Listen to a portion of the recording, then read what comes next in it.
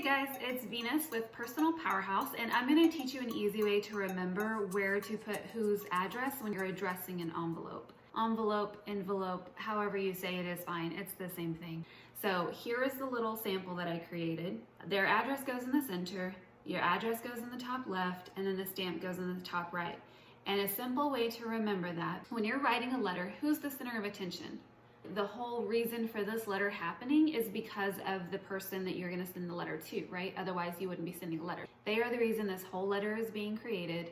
And so if they are the center of attention, they go in the center of the envelope. With your address, remember it as you're the one who left the mess on the envelope. So you have to go stand in the corner. You have to go stand in the left corner because you are the one who left the mess. Does that make sense?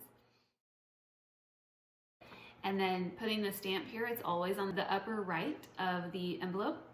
So just remember, if you put the stamp in the upper right, you put it in the right spot. Okay?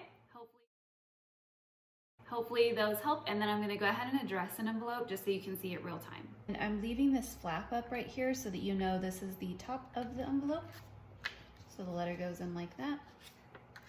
And I like to start with the upper left address first, because if I write this one first, then the ink is wet whenever I try to write that one, and it'll just smear all over the envelope. So I start in the upper left, so I'm going to go ahead and that's my address. So I'm just going to make up an address here.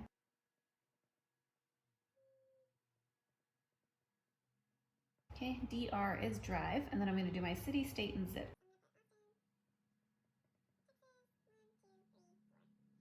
Okay, so I've got my address done. Now I'm going to put their address. They're the center of attention, so they're going to go in the center of my envelope. So I'm just put their first and last name. We're going to call it just name and name. And then we'll do their address. And let's go 4, 5, 6, Laughing Lane. And then their city and state, let's call it Texas 88188. And then my stamp would go right here. I always put the stamp on last because if I mess up here or here and I have to throw away the envelope, then if I've already stuck the stamp, I'll also have to throw that away and use a new stamp. So I just make sure I've got that down, seal it, and then I stick on the stamp before I mail it out.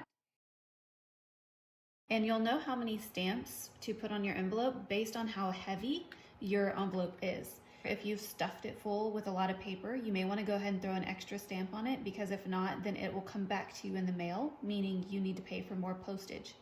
But if it's just a letter to maybe 3 papers, 1 stamp should suffice. If you're not sure, just take it to the post office and they can let you know.